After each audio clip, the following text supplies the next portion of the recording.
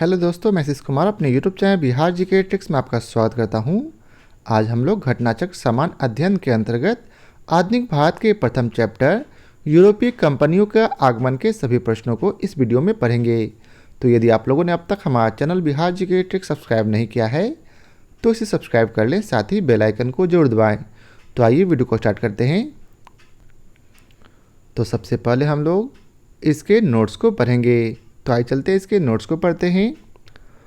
Vasco D gamma का पथ प्रदर्शक गुजरात का एक नाविक था जिसका नाम अहमद इब्न मजीद था, जिसकी सहायता से भारत के पश्चिमी तट पर स्थित बंदरगाह कालीकट पर वास्को डी गामा ने 20 मई 1498 को पहुंचा। वास्को डी गामा यहां पहुंचकर भारत के नए समुद्री मार्ग की खोज की थी।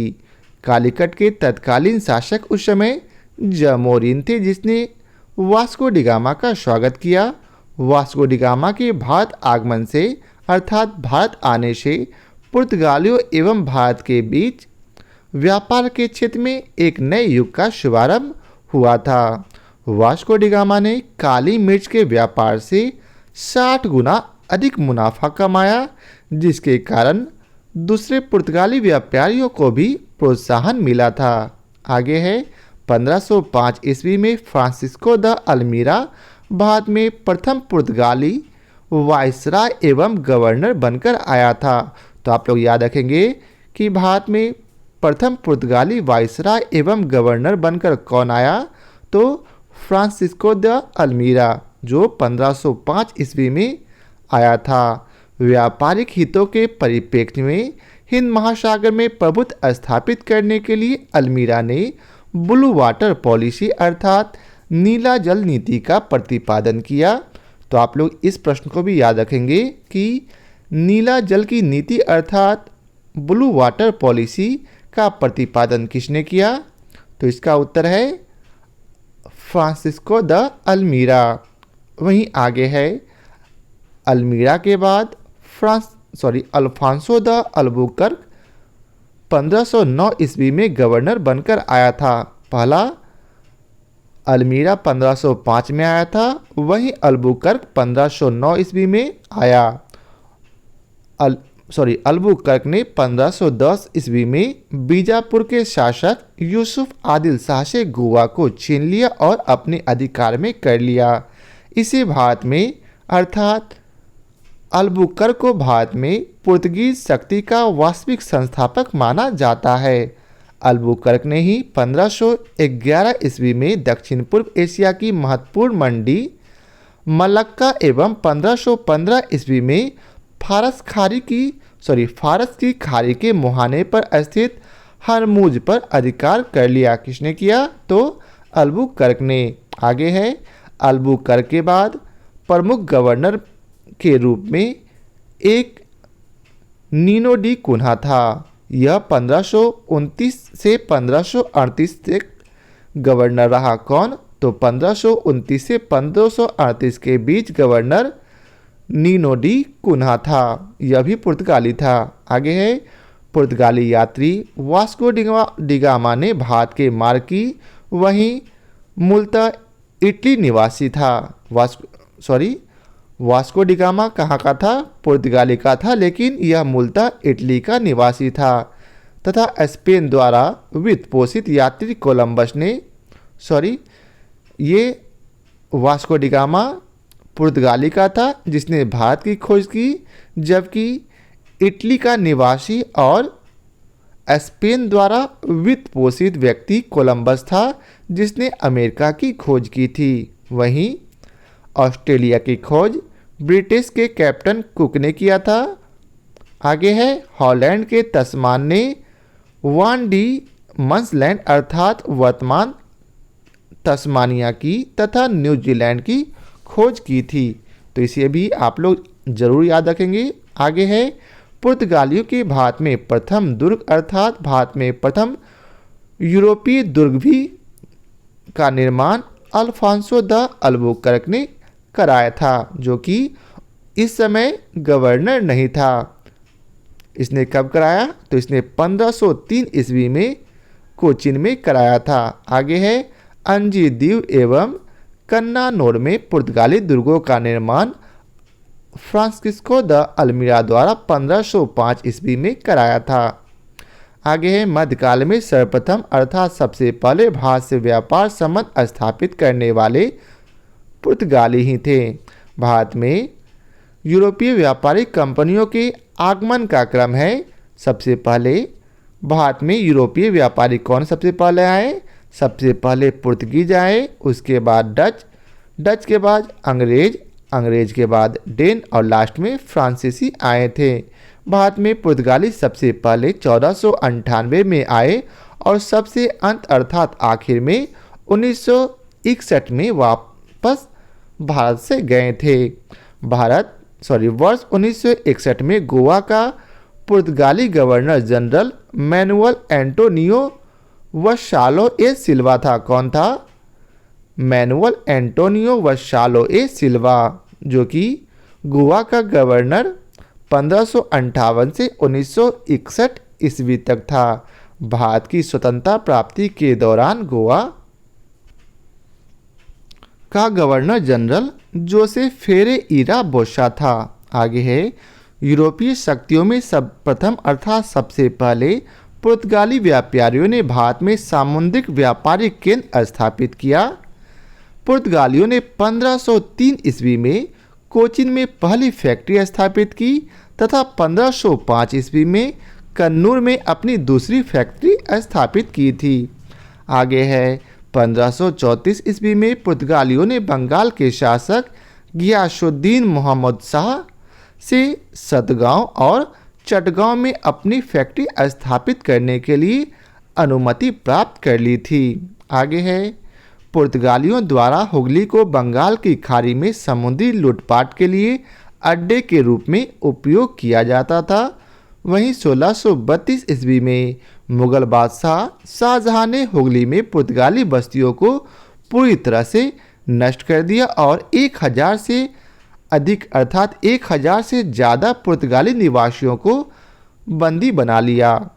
आगे है कासिम बाजार की फैक्ट्री के प्रमुख थे जॉब चार्नाक ने अंग्रेजों के व्यापार केंद्र के लिए हुगली के स्थान पर सूतानोती अथवा सुतनौती, जो कि कलकत्ता का स्थल है, को चुना था।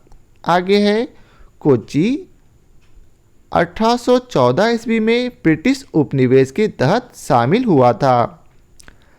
अंग्रेजी ईस्ट इंडिया कंपनी का सूत्रपात 1599 ईस्वी में हुआ, जब लंदन के कुछ साहसिक व्यापारियों ने एक समूह का गठन कर 30,133 पाउंड की वचनबद्ध अभिदत्त पूंजी के साथ ईस्ट इंडिया व्यापार के लिए अभिप्रेत समुद्री अभियान के लिए आवेदन प्रस्ताव ब्रिटिश क्राउन के समक्ष प्रस्तुत किया था।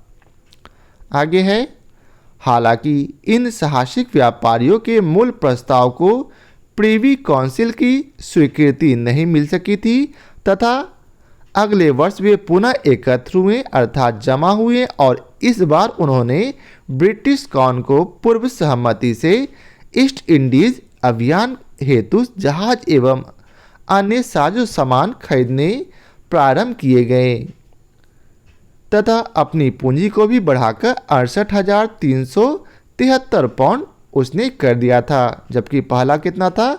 तो पहला था 30,133 पाउंड, बाद में दोबारा में बढ़ाकर 68,373 पाउंड कर दिया।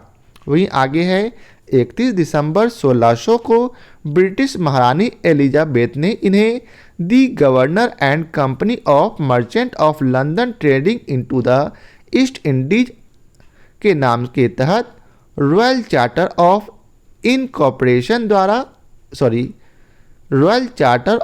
इनकॉर्पोरेशन प्रदान किया और इस प्रकार ईस्ट इंडिया कंपनी का आधिकारिक रूप से गठन किया गया।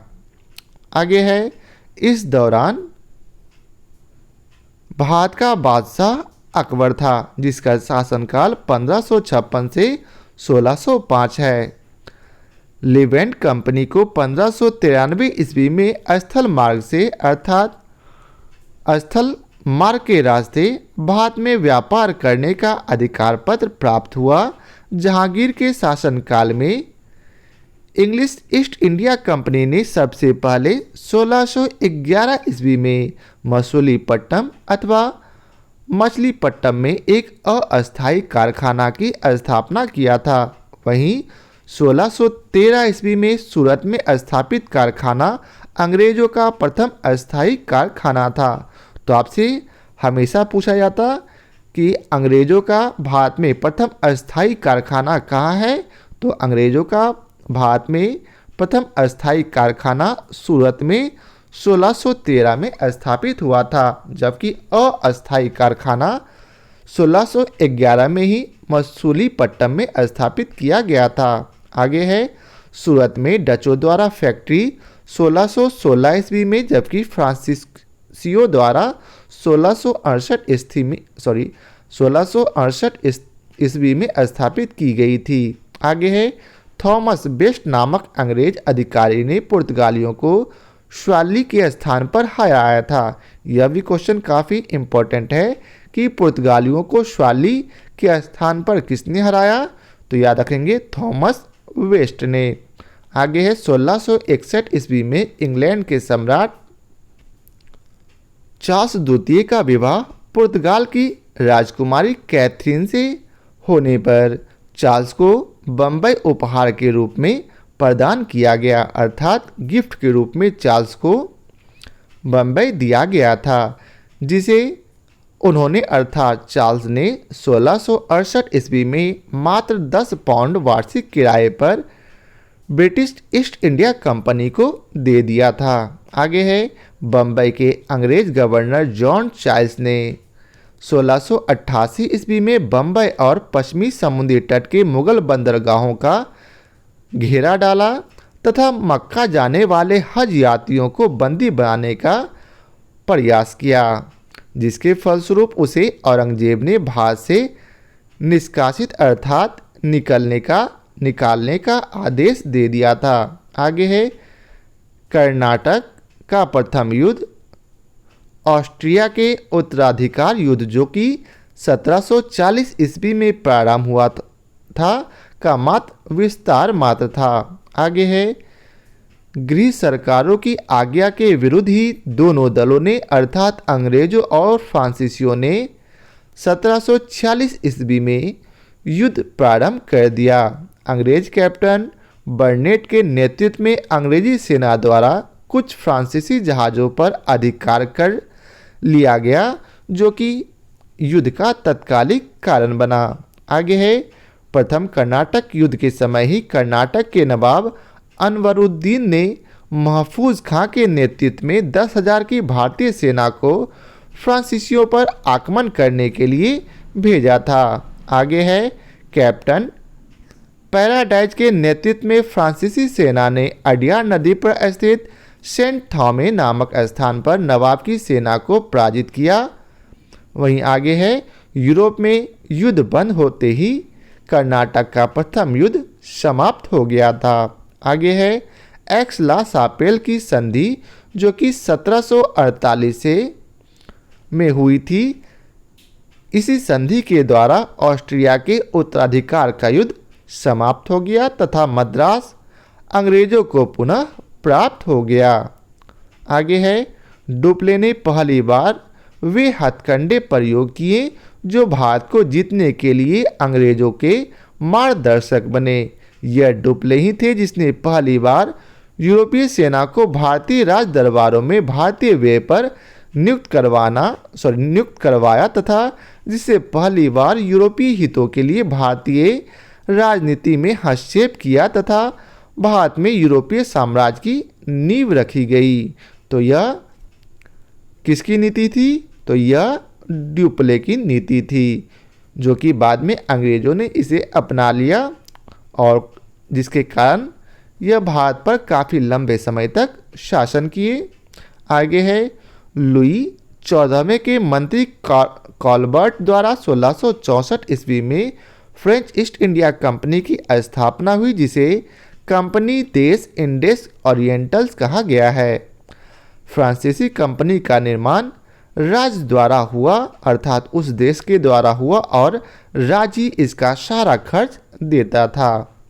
अर्थात इस कंपनी का जो सारा खर्च है कौन देता, तो वह देश अर्थात राज्य। 1667 ईस्वी में फ्रांसिस कैरो के नेतृत्व में एक अभियान दल भारत के लिए रवाना किया गया, जिसने 1668 ईस्वी में सूरत में अपने पहले व्यापारिक कारखाने की स्थापना की थी। आगे है, मैक्कारा गोलकुंडा के सुल्तान से एक अधिकार पत्र प्राप्त कर 1669 ईस्वी में मसूलीपट्टनम में दूसरी फ्रांसीसी कोठी स्थापित की। डचों ने अपनी प्रथम फैक्ट्री की स्थापना मसूलीपट्टनम में की थी। वहीं डचों की बंगाल में पहली कंपनी पिपली में 1627 ईस्वी में स्थापित हुई थी। इसके कुछ ही दिनों के बाद डच पिपली से बालासोर चले आए, परंतु बंगाल में डचों का व्यापार सही ढंग से 1653 ईस्वी में शुरू हुआ था, जब उन्होंने चिनसुरा में अपनी कंपनी स्थापित की थी। आगे है, चिनसुरा के डच किले को गुस्तावुस फोर्ट के नाम से जाना जाता है। तो इसे याद रखेंगे कि चिनसुरा के डच किले को किस नाम से जाना जाता, तो याद रखेंगे गुस्तावुस फोर्ट। आगे है, यूरोप वासियों को सर्वोत्तम सोरा और अफीम बिहार से प्राप्त होता था। यह बिहार के लिए काफ़ी इंपॉर्टेंट प्रश्न है।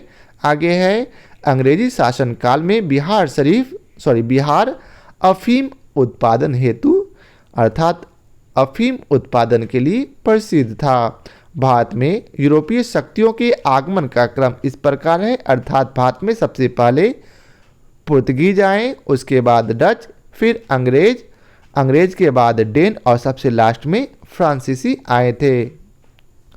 तो आज का पहला प्रश्न है, वास्को डी गामा कालीकट पर किस वर्ष में आया? तो हम लोगों ने पढ़ा 1498 एडी अर्थात ईस्वी में। कब? तो 20 मई 1498 ईस्वी को। मध्यकाल में सर्वप्रथम भारत से संबंध स्थापित करने वाले पुर्तगीज थे। प्रथम Portuguese Vasco D gamma Bharat के पश्चिमी तट पर स्थित बंदरगाह कालीकट पर 20 मई 1498 को पहुंचा और यहां पहुंचकर भारत के लिए नए समुद्री मार्ग की खोज की थी। कालीकट के उस समय के तत्कालीन शासक जमोरिन थे, जिसने वास्को डी गामा का स्वागत किया। पुर्तगाली व्यापारियों ने भारत में कालीकट, गोवा, दमन, दीव एवं हुगली के बंदरगाहों में अपनी व्यापारिक कोठियां की स्थापना की थी। वहीं 1505 ईस्वी में फ्रांसिस्को द अल्मीरा भारत में प्रथम पुर्तगाली वायसराय एवं गवर्नर बनकर आया था। व्यापारिक हितों के परिप्रेक्ष्य में हिंद महासागर में प्रभुत्व स्थापित करने के लिए अल्मीरा ने ब्लू वाटर पॉलिसी अर्थात नीला जल की नीति का प्रतिपादन किया था।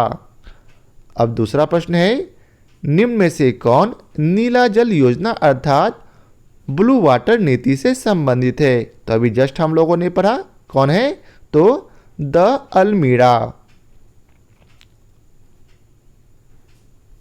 अब अगला प्रश्न है, मध्यकाल में सबसे पहले भारत से व्यापार संबंध स्थापित करने वाले कौन थे? तो इसका सही उत्तर है पुर्तगाली। अगला प्रश्न है, वास्को डी गामा भारत कब आया था? तो याद रखेंगे, वास्को डी गामा भारत 1498 को आया था। कब? एग्जैक्ट डेट है 20 मई 1498। अब अगला प्रश्न है, पुर्तगाली उपनिवेश का प्रथम वायसराय भारत में कौन था? तो इसका सही उत्तर है अल्मीरा। यह कब आया था? 1505 ईस्वी में पहला वायसराय बनकर।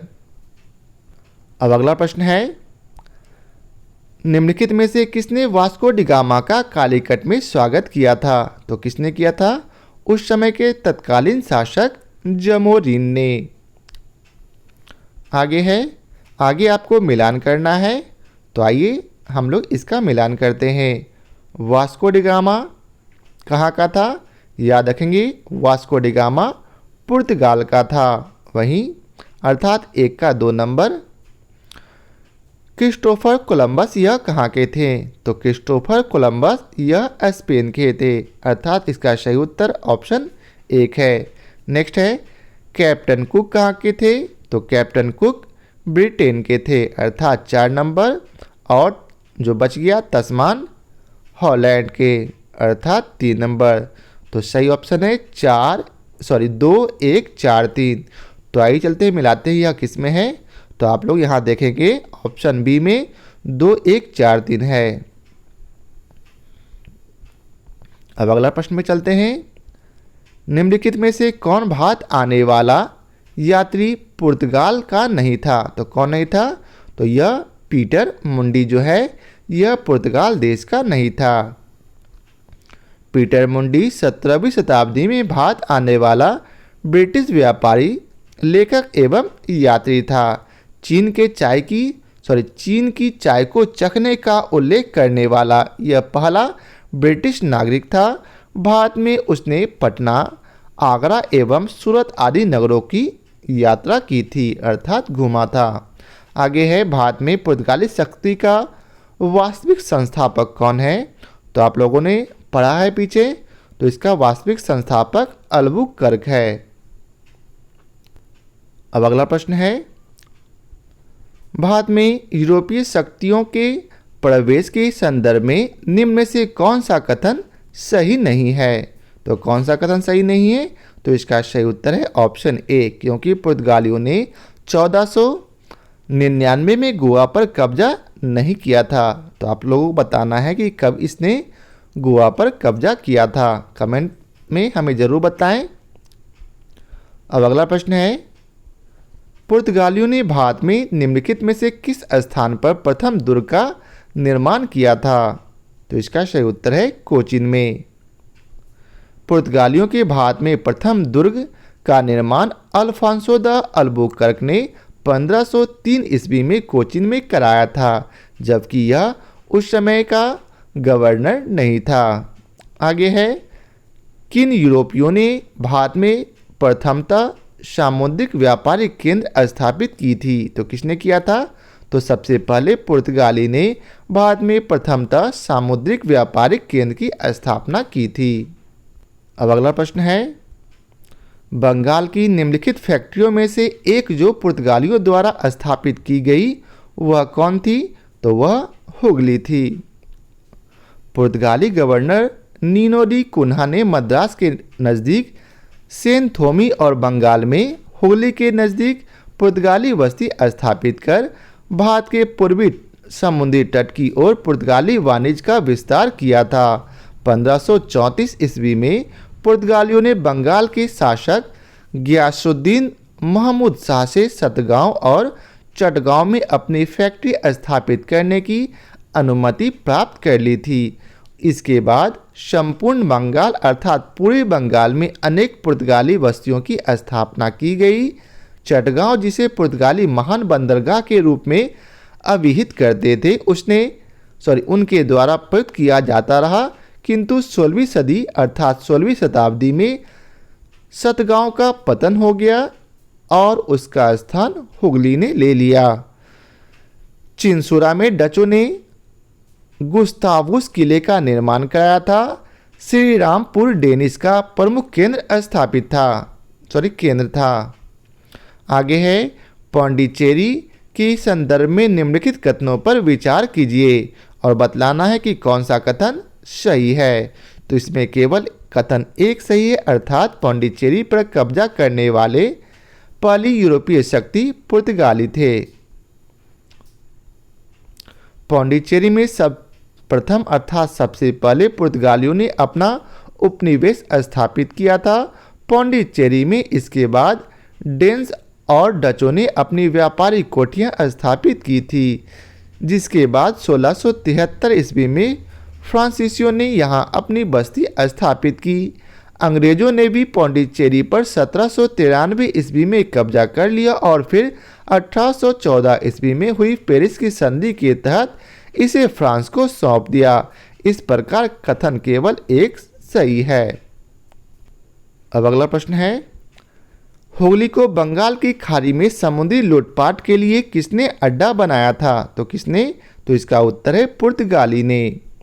पुर्तगालियों द्वारा हुगली को बंगाल की खाड़ी में समुद्री लूटपाट के लिए अड्डे के रूप में इस्तेमाल किया गया था, अर्थात प्रयोग किया गया था। अब अगला प्रश्न है, बंगाल की खाड़ी में समुद्री डकैती हेतु हुगली का उपयोग कौन करता था? तो अभी जस्ट हम लोगों ने पढ़ा, पुर्तगाली ने। अगला प्रश्न है, निम्नलिखित में से कौन कलकत्ता का संस्थापक था? तो याद रखेंगे, कलकत्ता का संस्थापक जॉब चारनॉक था। कौन था? जॉब चारनॉक। काशिम बाजार की फैक्ट्री के प्रमुख जॉब चारनॉक ने अंग्रेजों के व्यापार केंद्र के लिए हुगली के स्थान पर सूतानूती अथवा सुतनौती को चुना था, जो कि कलकत्ता के ही स्थल था। उसे ही कलकत्ता का संस्थापक माना जाता है। जबकि मई 2003 में दिए गए अपने निर्णय में कलकत्ता उच्च न्यायालय की एक खंडपीठ ने जॉब चारनॉक को कलकत्ता का संस्थापक न मानते हुए कहा कि कलकत्ता जॉब चारनॉक के आगमन से पूर्व अर्थात पहले ही अस्तित्व में था तथा इस आधार पर कलकत्ता का स्थापना 24 अगस्त 1690 को भी नहीं मनाया जा सकता। अब अगला प्रश्न है, कलकत्ता किसने बसाया था? तो अभी जस्ट हम लोगों ने पढ़ा, जॉब चारनॉक ने। अब अगला प्रश्न है, निम्न में से किस स्थान पर भारत में प्रथम नगर निगम स्थापित किया गया था? तो इसका सही उत्तर है मद्रास में। आधुनिक भारत में पहला नगर निगम 1688 ईस्वी में मद्रास के पूर्व प्रेसिडेंसी शहर में स्थापित किया गया था। अगला प्रश्न है, भारत के साथ व्यापार के लिए सबसे पहले संयुक्त पूंजी कंपनी किन लोगों ने आरंभ की? तो इसका सही उत्तर है डच ने। भारत के साथ व्यापार के लिए सबसे पहले संयुक्त पूंजी कंपनी 1600 ईस्वी में लंदन में स्थापित अंग्रेजी ईस्ट इंडिया कंपनी थी। इसके बाद 1602 ईस्वी में डच संसद द्वारा पारित प्रस्ताव से एक संयुक्त डच ईस्ट इंडिया कंपनी की स्थापना हुई थी। विकल्प में ब्रिटेन न होने के कारण विकल्प भी सही उत्तर होगा। अब अगला प्रश्न है, निम्नलिखित कथनों में से कौन सा एक सही है? तो इसका सही उत्तर है ऑप्शन बी, अर्थात डचों ने पुर्तगालियों को पराजित किया और आधुनिक कोची में उन्होंने फोर्ट विलियम का निर्माण किया। यह सही है, बाकी सभी गलत है। डचों ने पुर्तगालियों को पराजित कर अर्थात हराकर आधुनिक कोची में फोर्ट विलियम का निर्माण कराया था। अब अगला प्रश्न है, भारतीय इतिहास के संदर्भ में निम्नलिखित कथनों पर विचार कीजिए और बतलाइए कि कौन सा कथन सही है। तो इसका कथन केवल 2 और 3 सही है। तो आइए चलते हैं 2 और 3 को पढ़ते हैं। 2 में बतलाया गया है कि अल्फांसो द अल्बुकर्क ने बीजापुर सल्तनत से गोवा को छीन लिया था। और तीसरा में बतलाया गया कि अंग्रेजी ईस्ट इंडिया कंपनी ने मद्रास में विजयनगर साम्राज्य के एक प्रतिनिधि से पट्टे पर ली गई जमीन के एक प्लॉट पर फैक्ट्री स्थापित की थी। अब अगला प्रश्न है, भारत में ईस्ट इंडिया कंपनी की सफलता का राज क्या था? तो इसका सही उत्तर है उपयुक्त सभी, अर्थात भारत में राष्ट्रीय भावना की कमी थी। कंपनी की सेना को पश्चिमी प्रशिक्षण मिला हुआ था और उसके पास आधुनिक हथियार थे। वहीं तीसरा है, भारतीय सैनिकों में राष्ट्रीय भावना का अभाव था, जिसके फलस्वरूप कोई जो उन्हें अच्छा वेतन दे देता वह अपनी सेवा में लगा सकता था। उपयुक्त तीनों कारण भारत में ईस्ट इंडिया कंपनी की सफलता में सहायक थे। ज्ञातव्य है कि इंग्लैंड में एक मर्चेंट एडवेंचर्स नामक दल ने अंग्रेजी ईस्ट इंडिया कंपनी अथवा the governor and company of merchant of London trading into the East Indies की स्थापना की थी। अब अगला प्रश्न है, निम्नलिखित ब्रिटिश कंपनियों में से किसे भारत में व्यापार करने का पहला अधिकार पत्र प्राप्त हुआ था? तो इसका सही उत्तर है लिवेंट कंपनी को। लिवेंट कंपनी को 1593 ईस्वी में स्थल मार्ग से भारत में व्यापार करने का अधिकार पत्र प्राप्त हुआ। वहीं 31 दिसंबर 1600 को महारानी एलिजाबेथ प्रथम ने the governor and company of merchant of London trading into the East Indies को समुद्री मार्ग से ईस्ट इंडीज के साथ व्यापार करने का पहला अधिकार पत्र प्रदान किया था।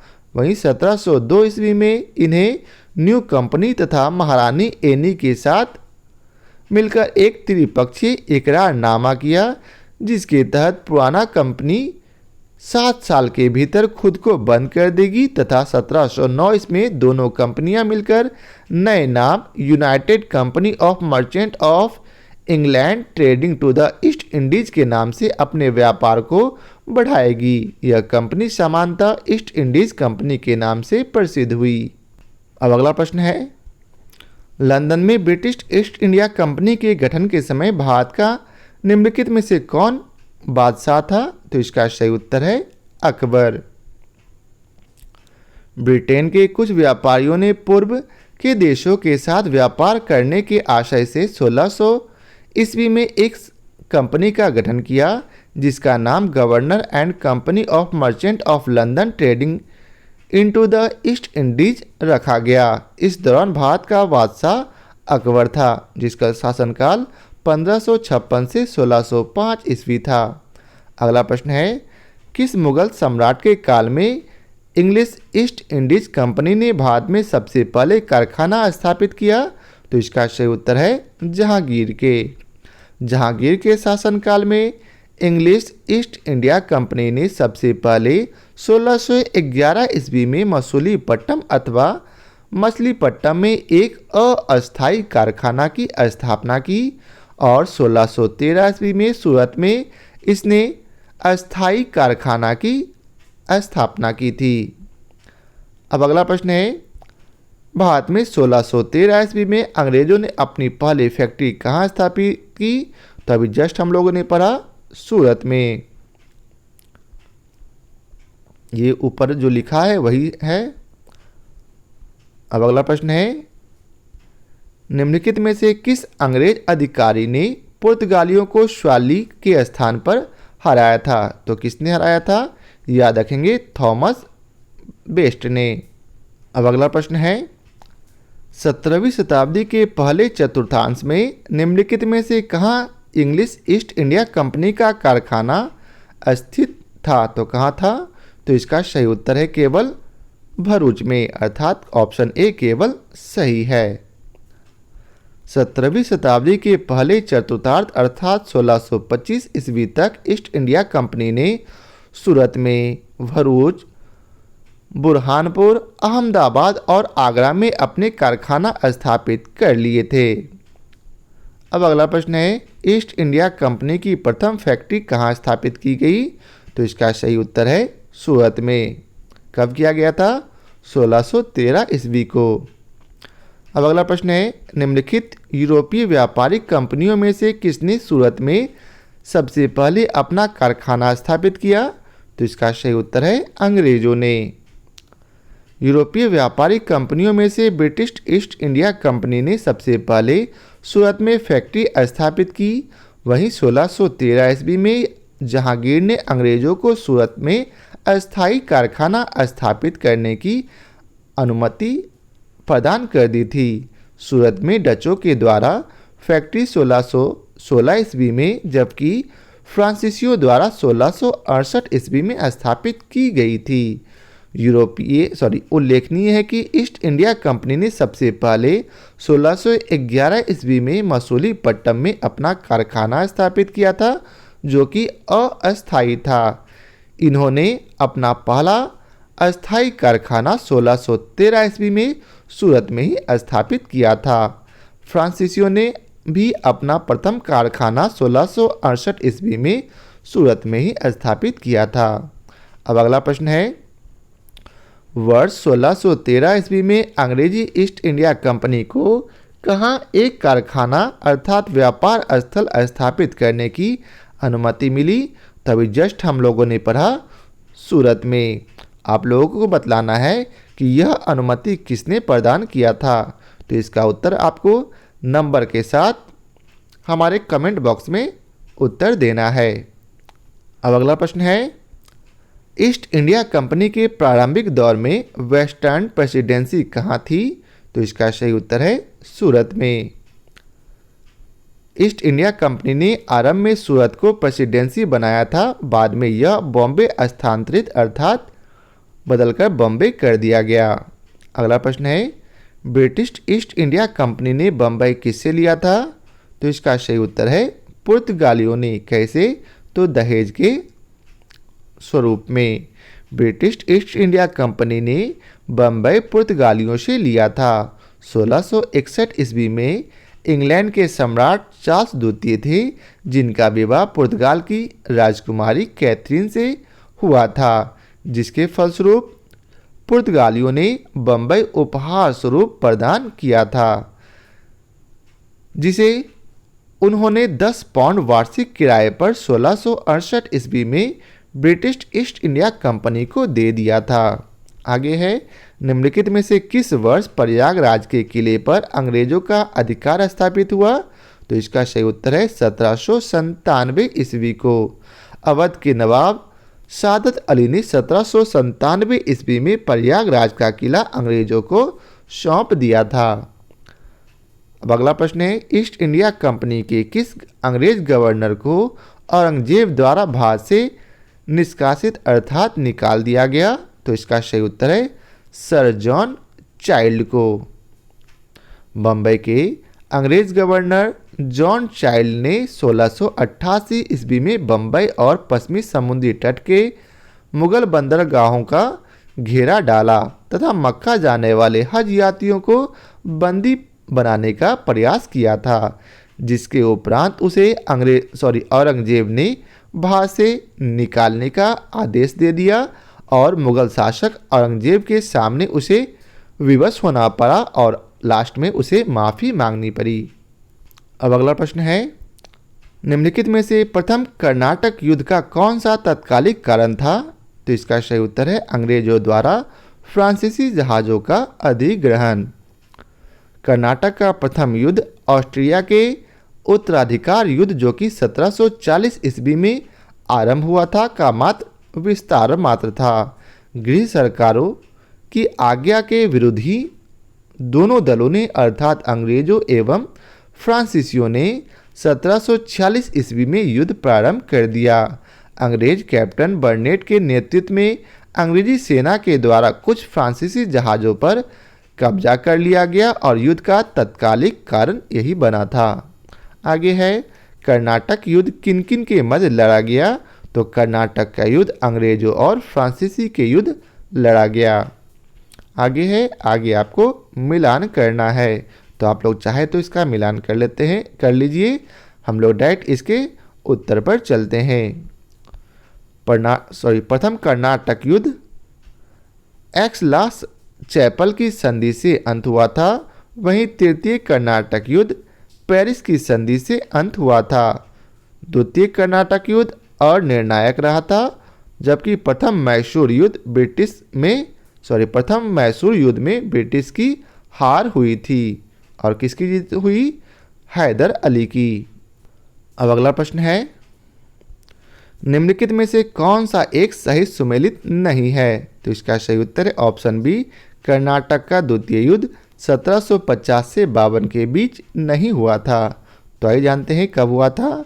तो यह 1749 से 54 के बीच हुआ था। अब अगला प्रश्न है, निम्नलिखित में से कौन सा प्रथम यूरोपियन व्यक्ति था जिसने भू क्षेत्र अर्जित करने के उद्देश्य से भारतीय राजाओं के झगड़े में भाग लेने की नीति आरंभ की थी? तो कौन था? तो इसका सही उत्तर है डुप्ले। डुप्ले ने पहली बार हथकंडे प्रयोग किए, जो भारत को जीतने के लिए अंग्रेजों के मार्गदर्शक बने। डुप्ले प्रथम यूरोपियन था जिसने भू क्षेत्र अर्जित अर्थात प्राप्त करने के उद्देश्य से भारतीय राजाओं के झगड़े में भाग लेने की नीति प्रारंभ की थी। यह डुप्ले ही था जिसने पहली बार यूरोपीय सेना को भारतीय राज दरबारों में भारतीय व्यय पर नियुक्त करवाया तथा जिसने पहली बार यूरोपीय हितों के लिए भारतीय राजनीति में हस्तक्षेप किया तथा भारत में यूरोपीय साम्राज्य की नींव रखी थी। उसके बारे में जीबी मालेसन ने लिखा है कि उसकी योजनाओं का प्रभाव उसके जाने के पश्चात भी अर्थात जाने के बाद भी रहा। वह भूमि जिसे उसने अभी सूझबूझ से जोता तथा उर्वर बनाया, वह क्षमता जो उसे दर्शाई, उसके लौटने के तुरंत पश्चात उसके प्रतिद्वंदी ने उपयोग की और उससे अत्यधिक लाभ उठाया था। अब अगला प्रश्न है, भारत में फ्रांसीसियों ने अपना सबसे पहला कारखाना निम्न स्थानों में से कहाँ लगाया? तो कहाँ लगाया? तो इसका उत्तर है सूरत में। अब अगला प्रश्न है, फ्रांसीसी ईस्ट इंडिया कंपनी स्थापित हुई थी किसके शासनकाल में? याद रखेंगे, लुई 14वें के शासनकाल में। आगे है, निम्नलिखित में से किसे भारत में फ्रांसीसी कंपनी का संस्थापक माना जाता? तो इसका सही उत्तर है कॉलबर्ट को। कॉलबर्ट को भारत में फ्रांसीसी कंपनी का संस्थापक माना जाता है। अब अगला प्रश्न है, बंगाल में निम्नलिखित में से कौन सा कारखाना डचों ने स्थापित किया था? तो इसका सही उत्तर है चीनसुरा और हुगली। डचों की बंगाल में पहली कंपनी पिपली में 1627 ईस्वी में स्थापित हुई। इसके बाद अर्थात इसके कुछ ही दिनों के बाद डच पिपली से बालासोर चले गए। बंगाल में डचों ने 1635 ईस्वी में प्रारंभ कर 1656 ईस्वी के बीच कुछ समय तक हुगली में फैक्ट्री की संचालन किया। 1656 ईस्वी के बाद हुगली की एक गांव चिंसुरा में 1653 ईस्वी में स्थापित फैक्ट्री डचों के व्यापार का मुख्य केंद्र बना था। स्पष्ट है कि दिए गए विकल्पों में डचों का कारखाना चिंसुरा हुगली के एक गांव के साथ साथ हुगली मुख्यालय में भी था। 17वीं शताब्दी के अंत होने तक डच कंपनियां कासिम बाजार, पटना, ढाका, मालदा, बालासोर, बारंगोर, जुगदिया, फतवा आदि स्थानों पर स्थापित हो चुकी थी। अब अगला प्रश्न है, डच ईस्ट इंडिया कंपनी ने किस वर्ष अपनी फैक्ट्री पटना में स्थापित की थी? तो इसका सही उत्तर है 1622 को। कब? 1622। अब अगला प्रश्न है, फ्रांसीसी दक्कन में शक्ति आंदोलन स्थापित करने में असफल रहे। क्यों असफल रहे? तो इसका सही उत्तर है अंग्रेजों की फौज उनसे ज़्यादा शक्तिशाली थी। फ्रांसीसियों की पराजय का एक मुख्य कारण उसकी कमजोर नौसेना थी। वाल्टेयर के अनुसार ऑस्ट्रिया के उत्तराधिकार युद्ध के समय फ्रांस की जल शक्ति का इतना ह्रास हुआ कि सप्तवर्षीय युद्ध के समय उसके पास एक भी जलपोत नहीं था। दूसरी ओर अंग्रेजों के पास एक शक्तिशाली सेना थी। अब अगला प्रश्न है, निम्न यूरोपीय शक्तियों ने भारतीय व्यापार में समय समय पर प्रवेश किया। निम्न कूट से उनके प्रवेश की सही तिथि क्रम निर्धारित कीजिए। तो सबसे पहले कौन आया? सबसे पहले पुर्तगाली, उसके बाद डच, अंग्रेज और सबसे लास्ट में फ्रांसीसी आए। अर्थात इसका सही उत्तर ऑप्शन बी है। अब अगला प्रश्न है, उस क्षेत्र की पहचान करें जहां से यूरोप वासियों को सर्वोत्तम सोरा और अफीम प्राप्त होता था। कहां से प्राप्त होता था? याद रखेंगे, बिहार से। यूरोप वासियों को सर्वोत्तम सोरा और अफीम बिहार से प्राप्त होता था। अगला प्रश्न है, अंग्रेजी शासनकाल में भारत का कौन सा क्षेत्र अफीम उत्पादन हेतु प्रसिद्ध था? तो इसका सही उत्तर है बिहार। अगला प्रश्न है, निम्नलिखित यूरोपियों में से कौन सा एक स्वतंत्रता पूर्व भारत में व्यापारी के रूप में सबसे अंत में आए? तो इसका सही उत्तर है फ्रांसीसी। अब अगला प्रश्न है, निम्नलिखित में से किन स्थानों पर डचों ने अपने व्यापारिक अड्डे स्थापित किए? तो इसका सही उत्तर है नागपट्टनम, चिंसुरा, मछलीपट्टनम, सूरत, भरूच, आगरा, कोचीन, अहमदाबाद और पटना। अर्थात इसका सही उत्तर उपयुक्त सभी है। अब अगला प्रश्न है, निम्नलिखित कथनों पर विचार कीजिए और इनमें उपयुक्त में से कौन से अंग्रेजों की भारत की देन थी? तो इसका सही उत्तर है उपयुक्त में से कोई नहीं। मृदा के स्वरूप तथा उपज के गुणों के आधार पर भूमि राजस्व का मूल्यांकन अंग्रेज से पहले शेरशाह सूरी एवं अकबर के द्वारा किया जा चुका था। वहीं भारत में तंबाकू और लाल मिर्च की खेती पुर्तगालियों की देन है, न कि अंग्रेजों की। और चलती फिरती तोपों का प्रचलन मुगल काल में ही था। अकबर के आयुध निर्माण कारखाने में तमाम प्रकार की बड़ी छोटी तोपें तैयार की जाती थी। इस प्रकार इसमें से अंग्रेजों की भारत को देन कोई नहीं थी। अब अगला प्रश्न है, किसने ईस्ट इंडिया कंपनी के बारे में यह टिप्पणी की कि कंपनी एक असंगति है, परंतु यह उस व्यवस्था का भाग है जहां सब कुछ असंगत है? तो इसका सही उत्तर है टीबी मैकाले। अब अगला प्रश्न है, एक्स-ला सापेल 1748 के संधि के संदर्भ में निम्नलिखित कथनों में से कौन सा सही है? तो इसका सही उत्तर है प्रथम कर्नाटक युद्ध की समाप्ति और अंग्रेजों को मद्रास पुनः प्राप्त हुआ, अर्थात ऑप्शन सी 1 और 2 दोनों सही है। एक्स-ला सापेल की संधि 1748 से ऑस्ट्रिया के उत्तराधिकार का युद्ध समाप्त हो गया। यूरोप का युद्ध बंद होते ही कर्नाटक का प्रथम युद्ध समाप्त हो गया तथा मद्रास अंग्रेजों को पुनः प्राप्त हो गया, और अतः कथन 1 और 2 दोनों सही हैं। अब अगला प्रश्न है, भारत में अंग्रेजों की सफलता तथा फ्रांसीसियों की असफलता के कारण के संदर्भ में निम्नलिखित कथनों में कौन सा सही है? नीचे दिए गए कोड से सही उत्तर का चयन कीजिए। तो इसका सही उत्तर है ऑप्शन सी, अर्थात 1 और 2 दोनों सही हैं। अर्थात अंग्रेजों को बंगाल विजय से अपार धन एवं जनशक्ति का मिलना, और दूसरा अंग्रेजों की बेहतर नौसैनिक ताकत। भारत में अंग्रेजों की सफलता के कई कारण थे। इसमें अंग्रेजों की बेहतर नौसैनिक ताकत, बंगाल पर नियंत्रण से अपार जनधन की प्राप्ति, कंपनी की विभिन्न इकाइयों में समन्वय, योग्य नेतृत्व आदि थे। तो यह था आज के चैप्टर का आखिरी प्रश्न। आशा करता हूँ आप लोगों को हमारी यह वीडियो पसंद आया हो। यदि आप लोगों को हमारी यह वीडियो पसंद आया हो तो इसे लाइक और शेयर जरूर करें। तो आज के लिए बहुत बहुत धन्यवाद।